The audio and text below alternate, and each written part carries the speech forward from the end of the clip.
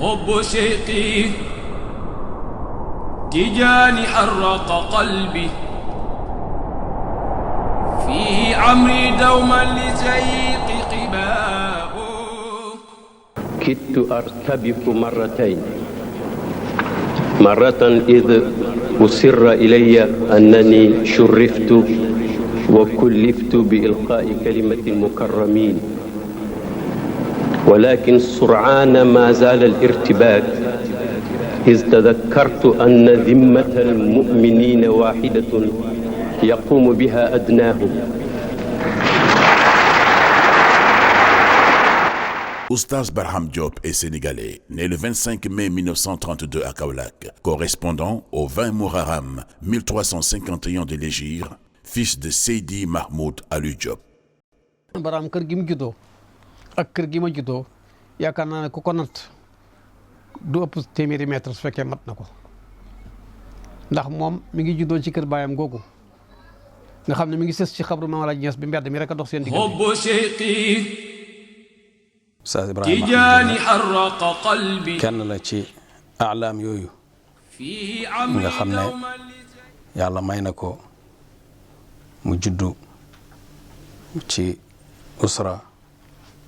boo xam ne ñun xam lañ ci diine ci ay maamam waaye juddu ci alaaqa bu wér baayam di Baye Mahmoud Diop nga xam ne kenn la ci kàngaam yi àndoon ak Cheikh Ibrahima radiallahu anhu mu juddu ci loolu mu tuddee ko jox ko. C'est à l'âge de 5 ans que son père Seydi Mahmoud Aliou Diop le confia à son homonyme, Cheikh Ibrahima Niass, pour son éducation et sa formation. njàngam day teel na caa dugg ndax dafa doon xale bu yëngatu xale bu sabar la woon bu yëngatu te bëggal boppam it jàng sama baay yóbbu ko woo Baye Abdou mu ñëw Baye Ablaye Diop mu ne ko Barham mi yotal ma ko sëriñ bi ko mu dalal ko jàng. biñ koy jox baay boobu matagut a dal jàng moom oustaz sax nettali nañu ne biñ ko indee ci perron bi amaa ñu koy jox maam Roqi Njaay baay dafa dégg xale buy jooy ci perron bi mu ne ko kan la ñu ne ko Mahmoud Diop de moo indi lim la tuddee woon mu ne Mahmoud de dafa bëgg lum joxe rek waaye kooku de matagut a dal jàng kon teel naa ñëw. maam Roqi may nettali mu nuyu baay mu ne ko Barham a ngi noonu ci perron bi di jooy Mahmoud dafa bëgg lu mu joxe rek waaye xam na ni kii mën na ko sa dal jàng kon nag xale laa bi loolu moo ko tontu yëg naa ne daal maam Roqi jël na ma ti soxna su baax ma nekk ak moom ci biir néeg bi mu nekk maag ñeneen sax. ñun dañu màgg rek fekk ko fii ci kër gi donc fekk comme ni ma fekkee El Hadj Abdoulaye Cheikh Ahmed Tidiane suma mag yëpp ni ma leen gisee rek noonu laa ko fi gisee ci kër gi donc bala maa xam ne du suma mag. dinaa dem ba am xel door a xam ne ndekete du suma doomi baay waaye ñoo bokk yëpp daal. Quand je parle de Barham Diop je sens que je parle de moi parce que on était des deux complices que Baye nous a renforcé les liens entre nous deux. Le père d'Oustaz Barham Diop, Seydi Mahmoud Aliou Diop, était un grand commerçant, fervent disciple d'Abdoulaye Niass, le père de Baye Niass. D'aucuns disent Baye Niass avait prédit à Fatou Thioub, épouse de Seydi Mahmoud Diop et mère de Barham Diop, de mettre au monde un fils qui aurait une grande notoriété. Après le décès d'Abdoulaye Niass, Seydi Mahmoud Diop voit une grande estime pour Baye Niass. Ainsi, pour le lui témoigner, il donnait à Cheikh al-Islam sans compter ce qu'il gagnait. Il lui confia aussi son fils, Oustaz Barham Diop. حب شيقي تجاني حرق قلبي ndax baayam Mahmoud Diop moo nekkoon koo xam ne dafa bëgg baay jox baay léppam bëgg ko bëgg goo xam ne dafa jéggi dayo jox ko alalam jox ko léppam noonu la ko baayam ñëwee jox baay bàyyi na ko nag léegi dama bëgg nga nekk continuité sa baay parce que li ma bëgg a def ci sa baay ak li ma ko bëgg a fayee xajut ci dund doomi aadama donc dama bëgg yow gannaaw sa baay nga nekk continuité am li ma bëggoon a def ci yow ma continuer ko ci moom donc li ngay gis nii yëpp liggéeyu baayam moom oustaz la baayam moo ko liggéeyal mais xajut ci dundam loolu mu continue. À 14 ans, Barham Diop mémorisa le Coran, mais ne reçut son shahada que 2 ans après, c'est-à-dire à 16 ans, des mains de son maître et homonyme, Cheikh Ibrahima Niass. xam-xam bu rëy te yaatu te rafet te leer te yooyu dendale ko boole ko amee ko daanaka kenn mënu ko kon ku ko man dañ la koo man loo ku ko man loo mooy baayam sëriñam xaritam turandoom soppeem hubbu shayqi tijaani harraqa qalbi في عمري دوما لشيق قباء حب شيقي تجاني حرق قلبي أستاذ برهام في عمري دوما لشيق قباء kan mooy Oustaz Barham kuy tudde Barham di nga tudde Cheikh al-Islam et Cheikh al-Islam El Hadj Ibrahim radiyallahu taala anhu wa nafaana wa barakaati ku ne koo xamante ni moo ko yaral boppam ci ñaari yar nag yar na ko yaru biir waaye yar na ko yaru biti su ma nee yaru biir nag kooku leneen la mooy ni defal na ko tarbiya defal ko tarqiya ànd ak moom ku xool bu jëfee def rek nga xam ni mag dugal na loxoom ci moom. li yàlla waxaat ne zarni wa man xalaqtu wahidan bàyyi maag koo nit doomi aadama parce que doomi aadama bu ma koy bind kenn fekkewu ko man kenn kese la li nekk ci yëpp maa ko def ci moom kon oustaz daal dafa mel ni bàyyi bi mu ko préparé ba pare loolu la bind ci kawam zarni wa man xalaqtu wahidan kii moom bokkuma ko kenn maa ko préparé sama bopp. Baram dafa fullawu musul jaar ci affaire yi caaxaan ci gone waaw liggéeyal xam-xam bokk ci xale yi njëkk a mokkal alxuraan ci Medina. Baay dafa bëggoon nit ku am fulla ñi nga xam ne ñoom la seqatoon Barham ñoom la seqatoon Baay ci maasam ñu ay doomam ak i doomi mbokkam ak i taalib yu ñu fi joxe ñëpp qualité bi Barham kenn amu ko ci moo tax Baay dafa bëggoon nit ku am qualité dafa bëggoon nit ku am fulla te itam dafa bëggoon feeñal liggéeyam ci doomu aadama yi ndax missionnaire la boo xam ne yàllaa ko ebal ci doomu aadama yi mu nekk wuutu yonent bi sallallahu alayhi wa sallam pour liggéeyal islam liggéeyal ak doomu aadama humanité loolu nag mu bëggoon fu mu ko feeñal li ko yàlla jox te feeñalukaay bi nag jafe mu gis Barham nag di feeñalukaay loolu taxoon mu sawar ci Barham. moom daal ci gàttal daal moom karaama baay la maanaam baay daal dafa mel ni ci oustaz kenn dafa bokk ci ñi nga xam ne baay ci la bëggoon a wanee ne man yàllaa ma may ba mën naa defar nit koo xam ne addina yëpp ko yéem te maa ko defaral sama bopp kenn fekkewu. Oustaz Barham Diop n'a eu qu'un seul et unique maître, Baye Niass. Celui-ci a suivi personnellement son parcours, son éducation et sa formation. jàngkat yi bëri nañ mais jàngkat boo gis ñu bëree ko jàngal moom kenn rek moo ko jàngal mooy Baye Niass moo ko jàngal ba siin mimara moo ko jàngal Faatiya jàngal ko alxuraan ba mu wattoo ko bor bu ne door koo xamal la ci biir alxuraan. Baye jox na ko lijaasa bi nga xam ne kum Quran jox daf lay wax ne hazihi hiya tijaniyatu kulluha mooy fi mu dajale sanadam yëpp muy juróom fukki sanad ak ñaar yoo xam ne Baye am na ko ci tariqa bi Baye jox na ko ci ndigal te këyit gi nga xam ne moom la Baye bind Sidi Ali di ko wax ne ko suma tukki mi ñii ak ñii laa jox ndigal turam mu ngi ci këyit googu te maa ngi ko amee. Après sa brillante formation, Cheikh Ibrahima Niass fit de lui son secrétaire particulier de 1951 à 1975. mun nañoo wax ne bi muy tare alxuraan am na fukki at ak nangam am na ñuy wax fukki at ak ñaar fukki at ak ñeent mais da ngay xool diggante tare alxuraan 19 ans déjà Baye boole na ko ci secrétariat am secrétariat wu Baye xam nga ku toll ni Baye di bindanteeg addina bi yëpp di bindanteeg ay borom xam-xam fu nekk ci niveau yu nekk sëriñ seeg buur yeeg politiciens yeeg addina général de Gaulle ak ñu nekk secrétariat am c'est pas n'importe qui moo ciy nekk te 19 ans déjà oustaz fekk na mu bokk ci secrétariat am gannaaw gi dem na ba nga xam ne secrétaire daanaka moom kenn la. Tijaani Cheikh Barham Diop harraqa dafa bokk ci ñi nga xamee ne si ay chance am la bokk ngir lan nga na mu namoon ca moom na mu ko uufee na mu ko yare ngir la mu namm ca moom amul lenn loo xamee ne li échec na ci lépp feeñ na nga xamee ne moom noonu la ko yaakaaroon ci moom yàlla def na si sutura dara manqué wu ci. hubbu shayqi Tijaani harraqa qalbi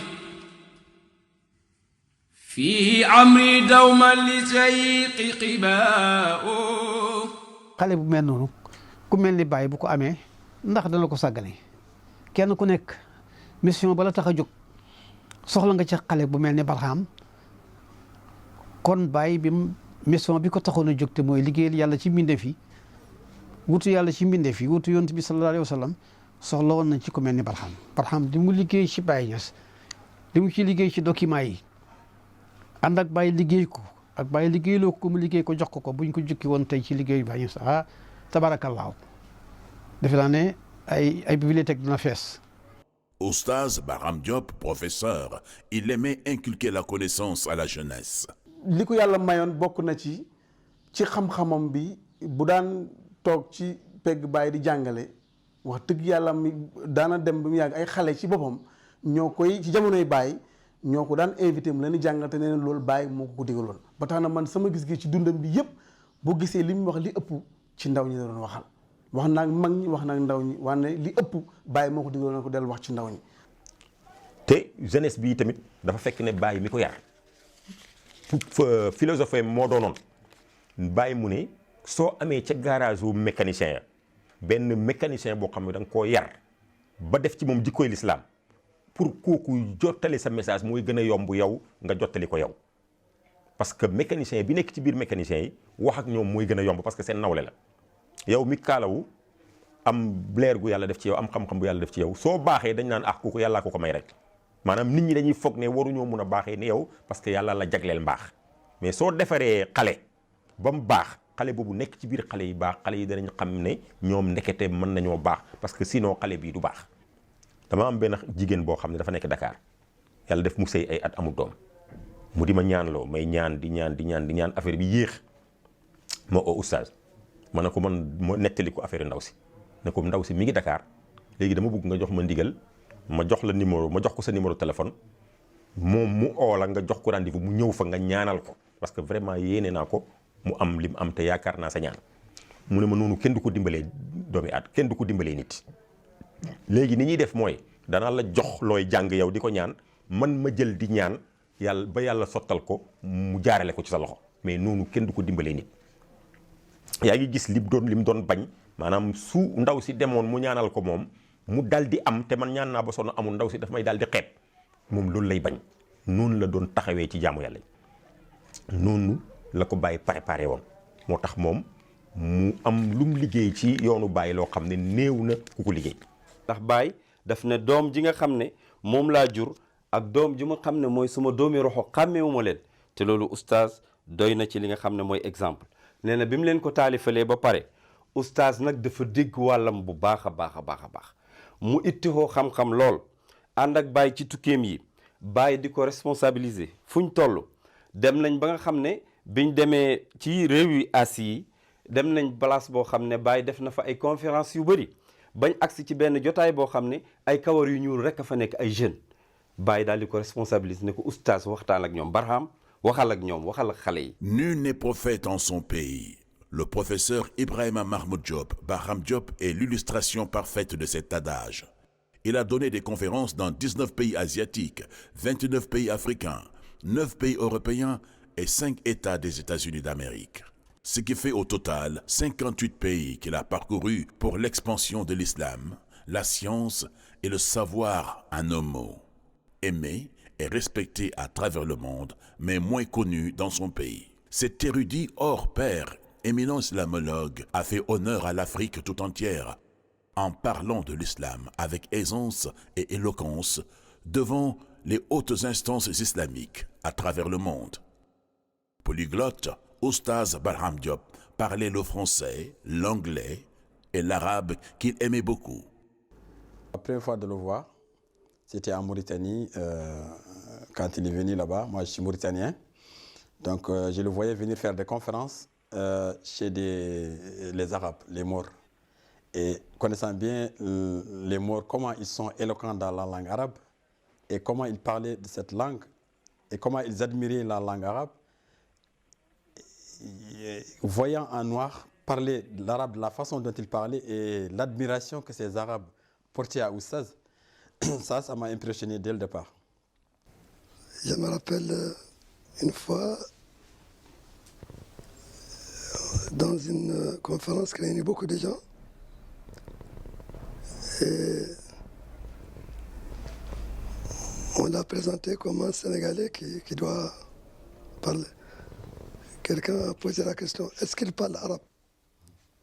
Moi, j'ai dit non, la réponse, tu vas l'entendre, c'est lui qui va répondre. Évidemment, il a parlé avec toute son éloquence connue, qui a surpris toutes les personnes.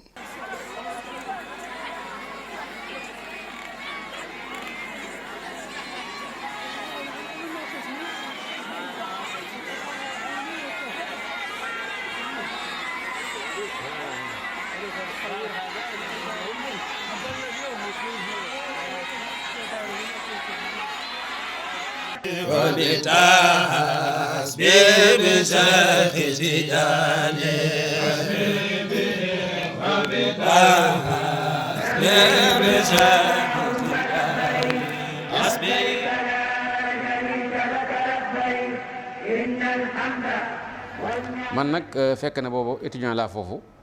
yàlla dogal 1973 ñu daje Makka comme ligue bi daan def at bu nekk ñu def benn espèce su colloque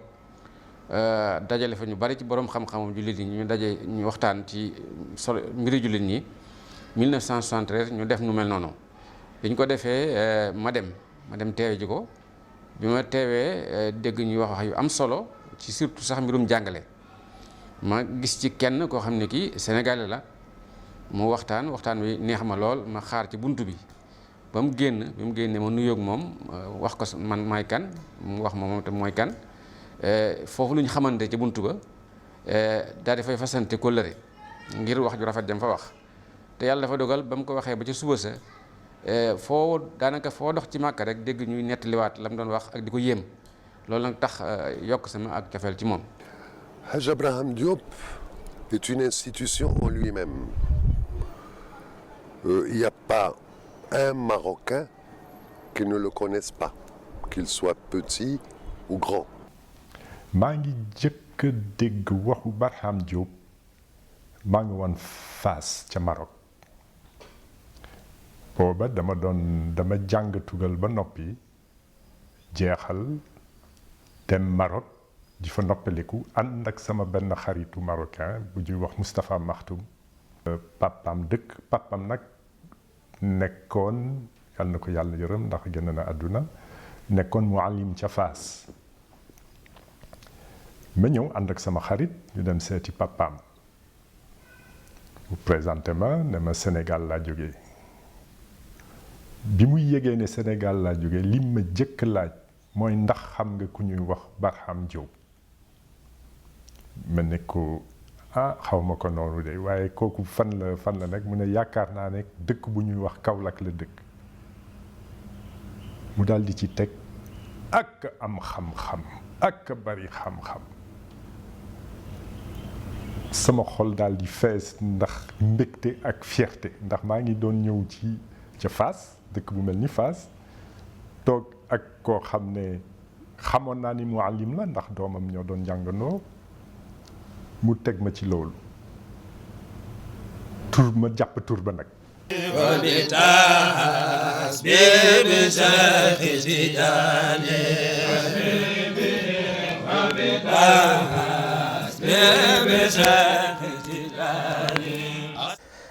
Oustaz Barham man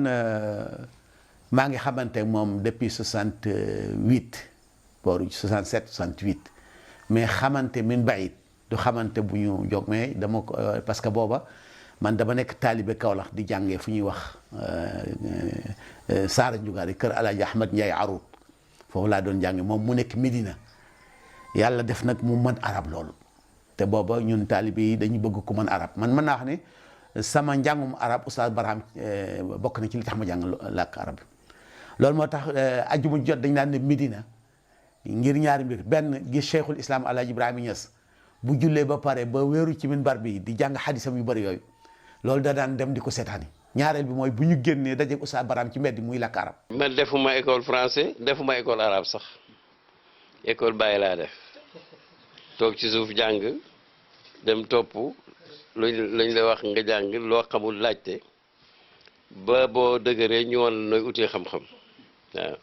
français comme dafa nekk langue officielle u Sénégal foo toll nekk ak say morom yuy jàng français bon ittiwoo naa ko lan daal laa seetlu suñ pari ju xumb jooju daal atom bàyyi nee na bu ñibbee dama bëgg nga jàng français mun ko loolu di wax na ma ko moom booba tey nag maa ngi sant yàlla anglais moom moo ci tànne parce que bi ma détaché Gànna ñu jox ma département d'arabe ci institut supérieur te laajuñu ma sax cursus booba nag occasion la pour ma inscrire ci institut des langues jàng fa anglais tuuti. Kër Baye Niass rek la jàng waaye nag topp ko nag yàlla yi defal ko ci buntu mu xam li mu xam ci wàllu diine yàlla defal ko talent bu dee wax arab ñëpp dañuy bëgg bu dee ci arab yi dañuy jaaxle kii kan man waa daraja mais ay na jaar ñu ne min Sénégal kii fu mu kii kana kii fan la jóge Je l'ai interviewé sur des sujets parmi lesquels on peut noter l'islam en Afrique, les rôles des oulémas, le pèlerinage, la zakat, la jeunesse et l'islam. Il était jeune en permanence. L'islam est la langue arabe car il n'y aurait pas d'islam sans le Coran et pas de Coran sans la langue arabe. Notre professeur était sans complaisance le noir africain qui maniait le تجاني حرق قلبي في عمري دوما لسيق قباء. Avoir rencontré des gens qui m'ont demandé si je connaissais Oustaz Ibrahim Mahmoud Diop. Même en France, il y a un Libanais que j'avais rencontré un jour qui m'avait dit « Est-ce que vous connaissez celui-là ?» Je lui dis bien sûr. Il me dit sa connaissance de la langue arabe est vraiment extraordinaire. Donc ça, c'est vraiment quelque chose qui fait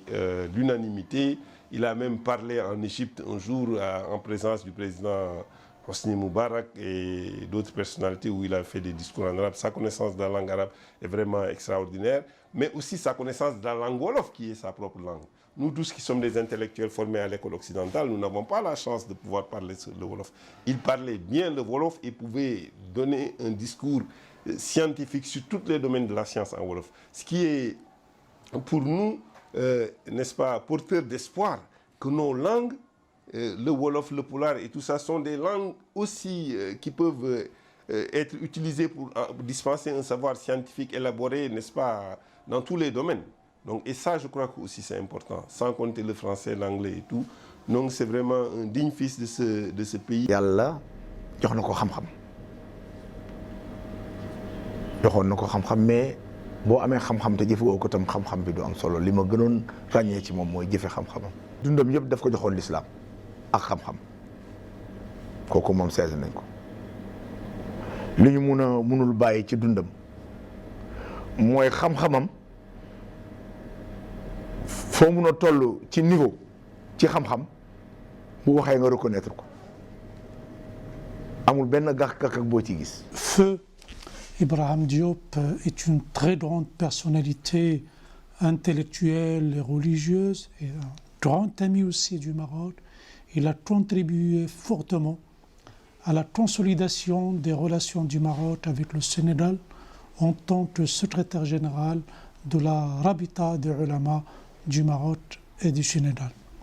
Il a aussi marqué un événement très important qui a marqué l'histoire contemporaine de l'Afrique puisqu'il a assisté à la conférence de Casablanca de 1961, initiée par feu Mohamed V, et cette conférence qui a contribué à l'indépendance des pays africains. Son histoire avec le Maroc a débuté tout naturellement du temps de feu Sa Majesté Hassan II,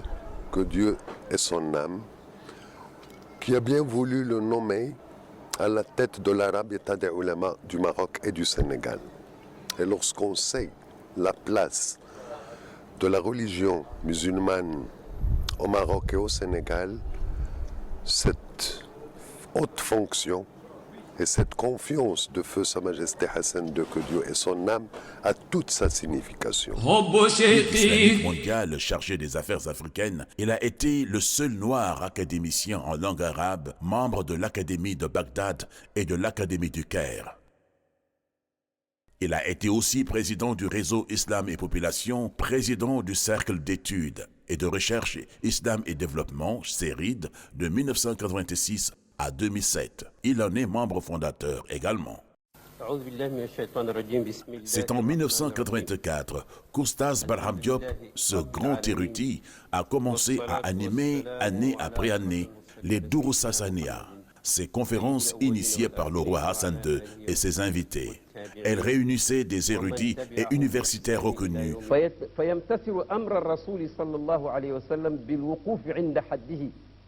فيتفكر في صفاته تعالى ويا لها من مجال ومجال ولا يتفكر في ذاته هو الأول والآخر والظاهر والباطن وهو بكل شيء عليم. أن يمتعونا في عندهم أجل تاع 8 أيام كل واحد يبغى يتبارى بسم الله يقيد مستوى عنده زي الأول. Professeur Barham Diop, de la création de l'Institut. Ainsi, en 1987, plus précisément le 15 septembre, sur les directives de feu Sa Majesté le roi Hassan II, que l'Institut a été créé. L'Institut débuta ses activités en 1990 comme centre de recherche en sciences humaines et sociales, portant sur le patrimoine commun maroco-africain et les différents aspects des civilisations, des langues et des dialectes africaines. Et dans les locaux de l'ISESCO, son directeur général, son éminence Dr Ibrahim Mahmoud, était l'une des figures les plus brillantes de la Oumma.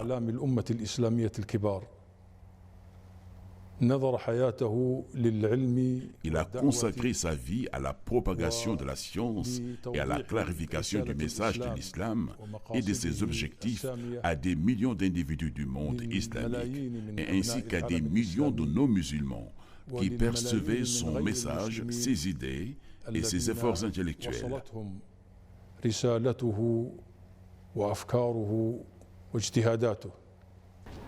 À travers les 20 ans que j'ai côtoyé notre cher, surtout le mois de Ramadan, la période des Durus Hassaniya, le Maïmouna, vu que je prépare une émission, Fidilal l'Islam, sous l'ombre de l'Islam, avec les grands cheikhs, mashayikh, et les ulama qui viennent à travers le monde entier vers Durus Hassaniya, le Maïmouna, j'avais vraiment l'honneur d'interviewer plusieurs fois chaque année notre cheikh avec beaucoup de beauté et de bonté et d'intelligence spirituelle. Il vient pour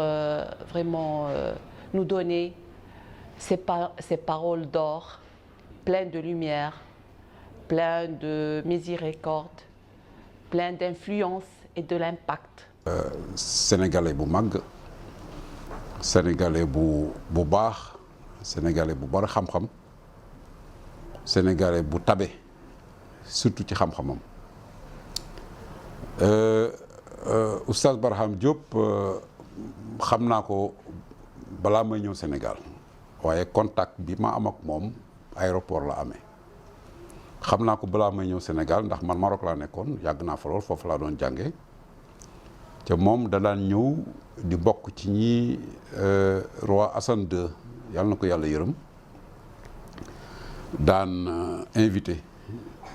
pour ñu bokk ci loolu ñu tuddee woon Durusul Hassaniya nga xam ne ay borom xam-xam da daan jóge ci àdduna bi yëpp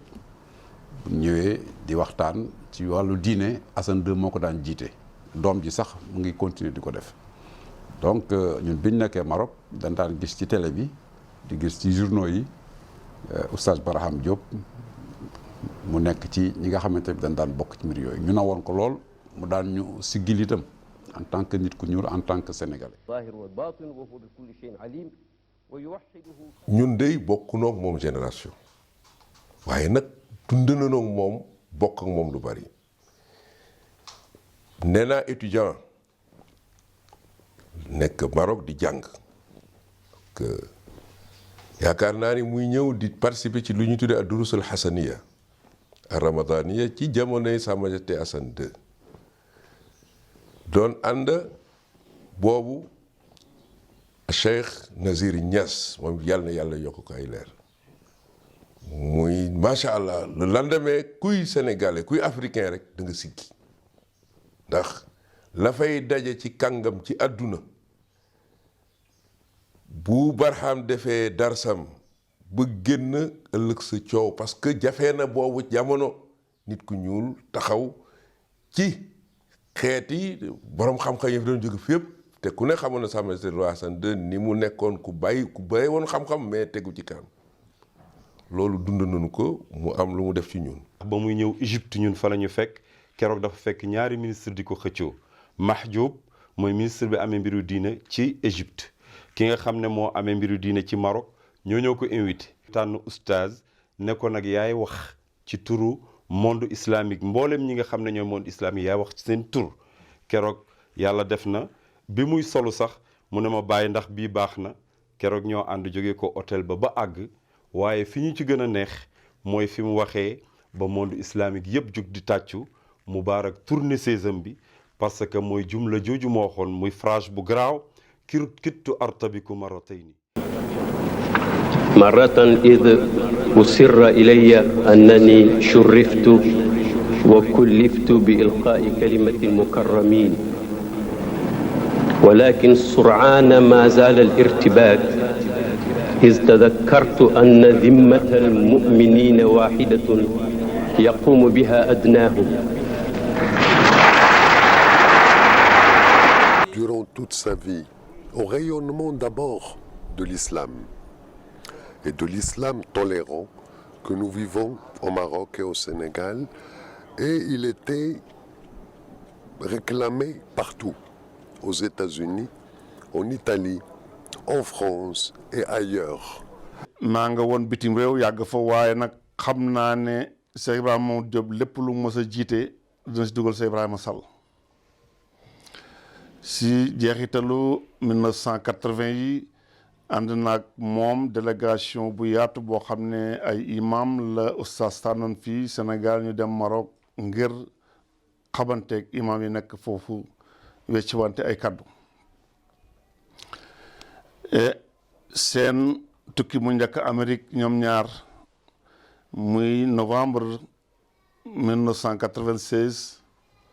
ñoo doon seen njaatige bërëb ba njëkkee nuyoo ji mooy jàkka ju mag ji si New York muy Islamic Cultural Center keroog ba ñu demee ñu ngi fa fekk docteur Salim Ajwa di imam ratib ba ak naayibam di docteur Ousmane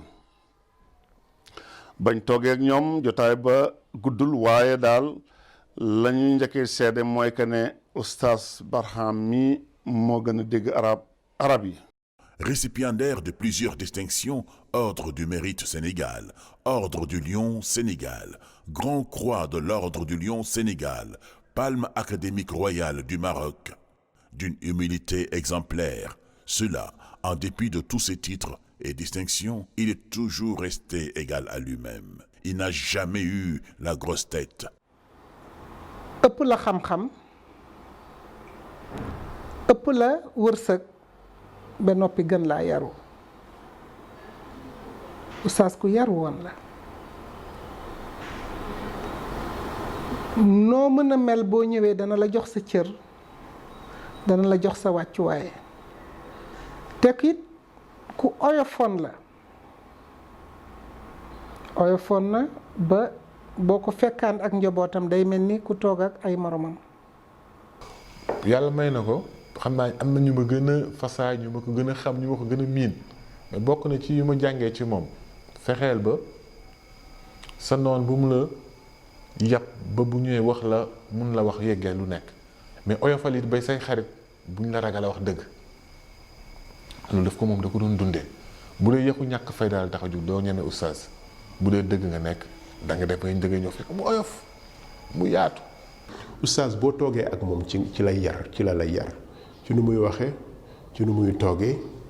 ci ni muy lekkee ak ci ni mu lay jàngalee ni moom ku woyof la te doo ko yab moom ku woyof la mais doo ko yab et là ça c'est très important. En tant qu'homme, il était très humble, très accessible. Et on pouvait passer à côté sans le remarquer. Et compte tenu du très haut niveau auquel il était en tant qu'intellectuel, c'est difficile de voir quelqu'un aussi humble tout en étant aussi érudit. li tubaab di wax générosité maanaam laabir surtout ci li jëm ci xam-xam joxe xam-xam ñaar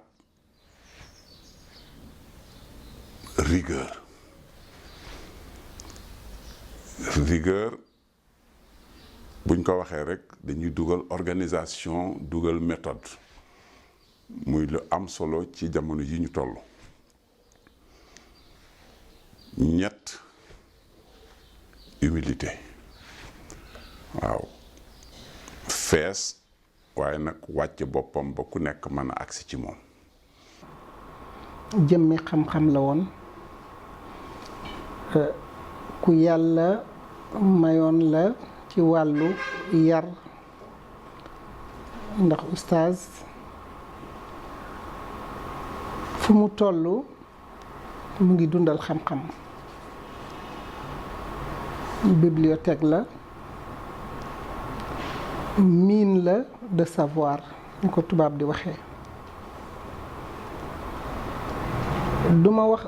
ci moom au passé parce que dafay mel ni nekkatu fi tey œuvre am mu ngi fi di dund ak ñun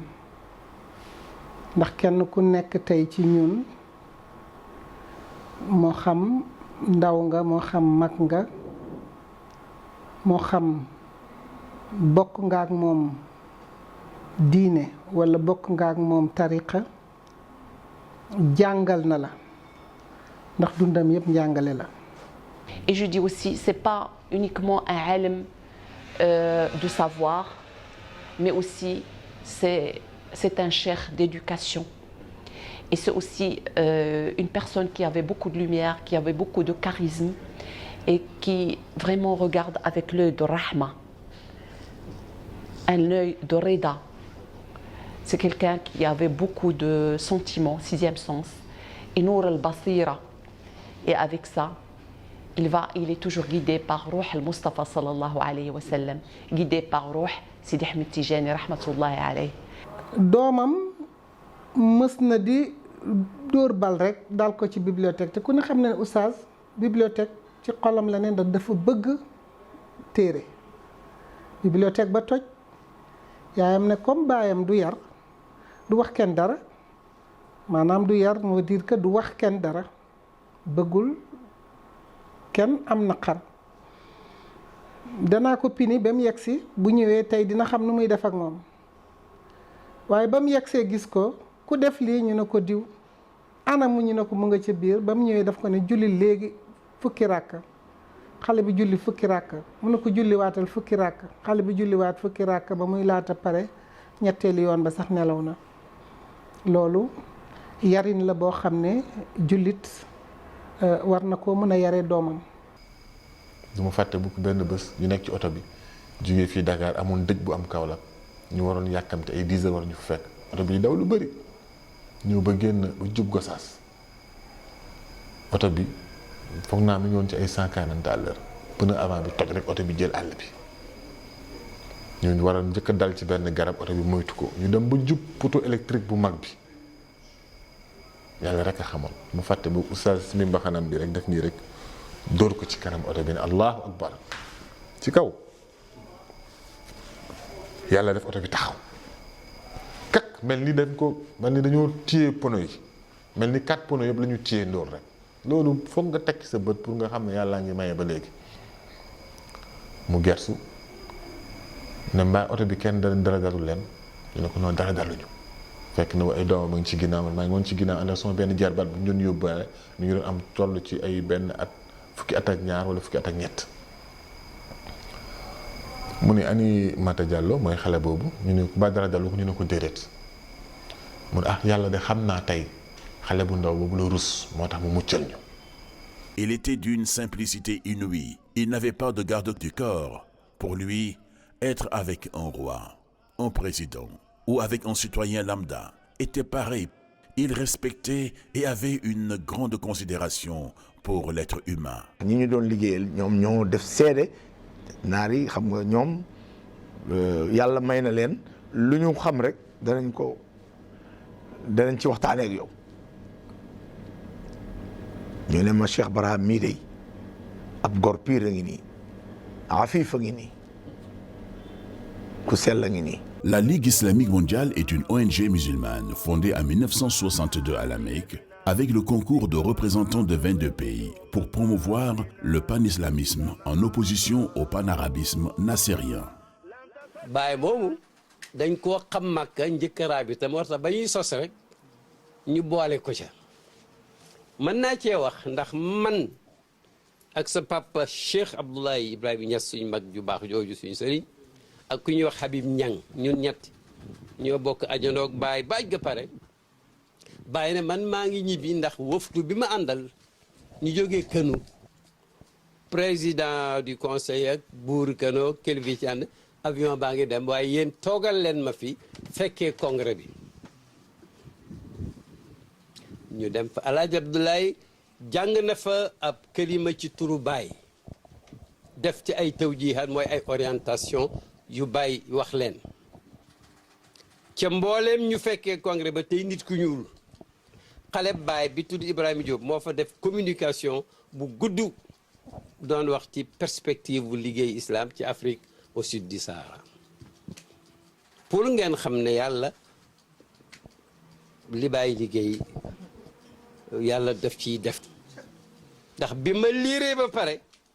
mufti mis ba woon Maxluuf moo ñëw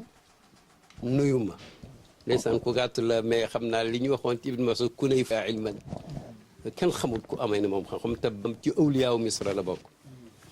mu ñëw nuyu ma ndokkeel ma xaritu baay la ma ne ko samaat mufti li nga doon dégg may wax nag loo ci xalaat mu ne ma suma xalaat nga bëgg xam nga nag xaw nañoo laa rafetlu di mu ne ma xanaa nga wax ñu rek fi nga doon jàngee ñu takk bagage yi dem fa jàng waaw kenn mënut a wax ak ndongo booy encouragé ma ne ko déet ma ne ko yow dañuy jàng ci yow mais doo jàng ci kenn. Le CERID a été créé le 1er février 1984 à Dakar à la suite d'une attaque que les lobbies maçonniques avaient perpétrée contre l'islam, le taxant de frein au développement. Son premier président s'appelait Maître Fadilou Diop de 1984 à 1986. xam ngeen CERID lu ko waraloon dafa amoon benn waay bu bindoon benn article ci Soleil wax ni l'islam mënta ànd ak démocratie mënta ànd ak modernité mënta ànd ak développement l'islam àndul ak développement ñoom loolu la ñu weddi daal di monter le cercle d'études et de réflexion islam et développement pour wane ni l'islam rek moo ànd ak développement. Oustaz Barham Diop occupa le poste de président d'honneur du CERID de 2007 à 2014, conseiller à l'USESCO, OCI, secrétaire général de la Rabita des oulémas du Maroc et du Sénégal de 1986 à 2014. Suivant les pas de son maître, Baye Niass, Oustaz Barham Diop, durant toute sa vie, a contribué à l'expansion de la Tijaniya dans de nombreux pays. Il est inconcevable de parler de la Tijaniya sans faire allusion à Fès. En effet, c'est à Fès, cette ville marocaine située à 180 km à l'est de Rabat, que repose Cheikh Ahmed Tijan, le fondateur de la confrérie Tijaniya, qui porte son nom. Nous avons visité son mausolée et par la même occasion, l'un de ses arrière-petits-fils a bien voulu témoigner sur Oustaz Barham Diop, qu'il a connu. في الأول التعريف الشريف تيجاني الزبير حفيد الشيخ تيجاني رضي الله تعالى عنه وأرضاه ومقدم الزاوية التيجانية الكبرى بفاس. من هذه الزاوية المباركة التي تعود الفقيد زيارتها كلما أتيح له فرصة للقدوم إلى المغرب إلى مدينة فاس. فالشيخ إبراهيم محمود جوب هو شخصية معروفة في هذه الزاوية، فالكل يحبه والكل يتعامل معه لأنه كما يسميه الكثير الأستاذ، فهو أستاذ في أخلاقه وفي علمه، حيث أنه رغم كونه قد تخرج من مدرسة من كبرى المدرسات الإسلامية والتيجانية ألا وهي مدرسة الشيخ إبراهيم نياس رحمة الله عليه، فإنه كان رجلا عصاميا كون نفسه بنفسه وكان داعية بحاله وبمقاله. wóor ma ni de Sénégal gi Cheikh Ahmed Tidiane Chérif El Fatimi Barham Diop Cheikh Tidiane xam na ni Barham Diop ci ñi mu am Sénégal la bokk. dégg naa ne ñu ni Al Amin Alhaji Abdou Aziz Sy mi nga xam ne mooy porte-parole Tidiane Tiwaawoon dégg naa ba góor gi génne àdduna ba mu fa demee def na fa seede wane ne Barham du fen mukk te loolu rek doy na mérite daaw parce que yonent bi salaa salaam biñ ko laajee jikko yi bu ne ñu ne ko ndax mën naa nekk ànd ak julli daf ne déedéet daf ne waaw mais biñ ko def fen daf ne fen moom julli du ko def kon bu ko ku mel ni sëñ Abdou Aziz Al Amin mi ñuy dàkkantele ku wóor ki taxawee ci dëjëm tànn jikko yëpp ne Barham du fen loolu rek doyoon na seede comme moom donc li ma wax yëpp dugg na foofu ku dul fen lu ne mën nga ko nekk ku dul fen lu ne mën nga ko am kon yàlla na yàlla taas ci barkeem. Oustaz Barham Diop respectait et avait de bons rapports avec les disciples des autres confréries. Il prônait véritablement le dialogue islamo-chrétien. Pour preuve, il avait fait une conférence dans une église. Moi, il m'a dit, je tiens de lui-même, qu'il était prêt à aller partout. Il m'a même dit qu'il a fait une conférence dans une église pour éclairer les chrétiens, pour éclairer ceux qui n'étaient pas musulmans. Donc c'est dire qu'il avait une très grande ouverture d'esprit et quelqu'un qui était prêt à aller partout où n'est-ce pas, sa connaissance était demandée. mboolem mag ñi Sénégal wax nañ ci moom li ma ci nettali tuuti ci moom laa ko déggee ñu dem nuyu ji sëñ Abdou Lahad Mbacké nee na bañ defee la ñuy waxtaan wa ngan nga ba mu jeexee moo des gannaaw ñëpp nuyoo moo mujj nuyoo ba mu nuyoo sëñ Abdou Lahad Mbacké nam ko nettali ci fullaam di rëj daf ne ko bëgg nañ ci yow dem na Laayeen ànd fa ak mbooloo moo xam ni moo leen jiite te dara yëkkatiwu leen lu may dox lislaam bañ demee ci Maam Raan tamit ci Laayeen bañ waxtaanee ba pare Maam Raan ki mu àndal doomam ji mu toogal doom jug génn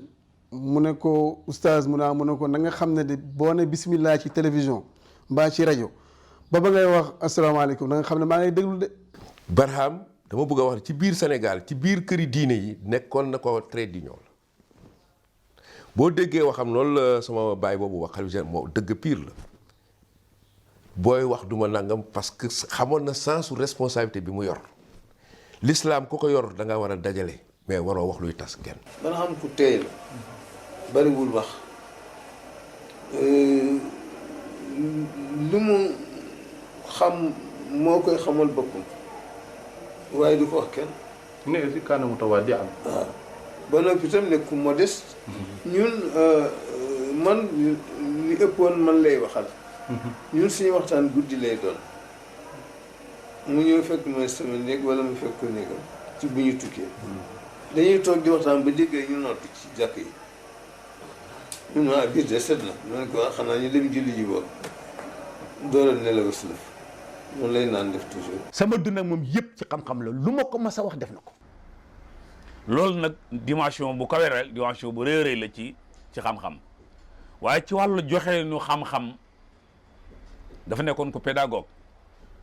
ñu ngi fàttaliku bi muy jàngalee al isra wal mi'raj ak façon bi mu koy daan jàngalee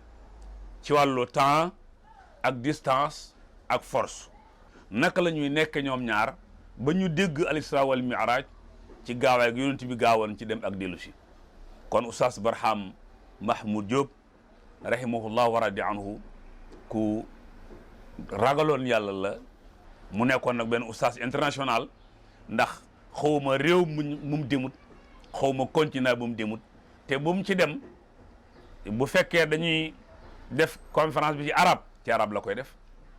bu fekkee ay wolof la fa fekk mu def ko ci wolof am na yoo xam ne da koy def ci anglais ci ñem nekk am na ñoo xam ne da koy def ci français ci ñemu nekk kon nekkoon na benn oustaz boo xam ne bi international la woon.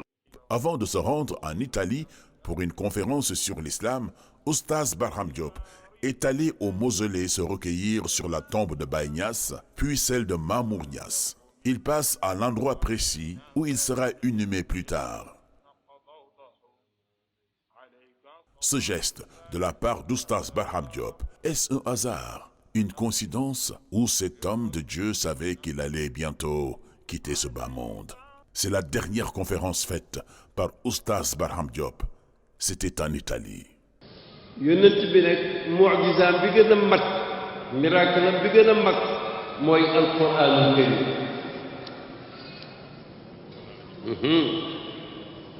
moo tax ma ne wali sayyidil wujudi wala shak mu'jizaatun wa mu'jizaat ba ci gën a mag gën caa leer mooy alquraan moo tax bés mu tuddee woon ko ci conférence bu Sëriñ Maamoun rahimahullahu tuddee woon ko mu'jizatul mu'jizat, le miracle des miracles mooy alquran. Le mardi 24 juin 2014, la communauté musulmane, avec elle, la confrérie niassène, venait d'apprendre le décès d'Oustaz Barham Diop au Maroc, à l'hôpital Mohamed V, à l'âge de 82 ans, d'une crise cardiaque. La nouvelle fut propagée grâce aux nouvelles technologies dans tout le Sénégal et à travers le monde. C'est la consternation et l'émoi. تجاني حرق قلبي في عمري دوما عندما يصلى على رسول الله صلى الله عليه وسلم ليلة الجمعة ويوم الجمعة فإنه تبلغه صلاة المصلي فعندما سئل تكون قد مت يا رسول الله قال يقول Cette circonstance, le royaume du Maroc avait mis à la disposition des autorités religieuses de Médina Baye un avion spécial pour le rapatriement de la dépouille mortelle. Le roi du Maroc, Mohamed VI, avait adressé le mercredi 25 un message de condoléances et de compassion aux membres de la famille du professeur Barham Diop. Comme prévu, la dépouille mortelle était arrivée à l'aérodrome de Kaolack le jeudi par vol spécial, affrété par le roi Mohamed VI du Maroc. En 2014, à 15 heures, après la prière, que l'enterrement avait eu lieu à Médina Baye. La cérémonie s'était déroulée en présence du khalife de Médina Baye, Cheikh Ahmed Tijan Ibrahim Niass, du président de l'Assemblée nationale, Moustapha Niass, du ministre Yen Farbassar, d'Abdoul Azizi Al-Amin et d'une forte délégation marocaine. Plusieurs autres délégations venues des pays africains et arabes étaient présentes pour dire adieu à celui qui fut un professeur émérite et faisait la fierté de tout un continent, à cet homme de paix et de bonté. À ses enfants, ses disciples, sachez que vous avez la lourde tâche de ses œuvres. تجاني حرق قلبي في عمري دوما لسيق قباؤه حب شيقي تجاني حرق قلبي في عمري دوما لشيق قباء حب شيقي تجاني حرق قلبي في عمري دوما لشيق قباء حب شيقي تجاني حرق قلبي في عمري دوما لشيق قباء حب شيقي تجاني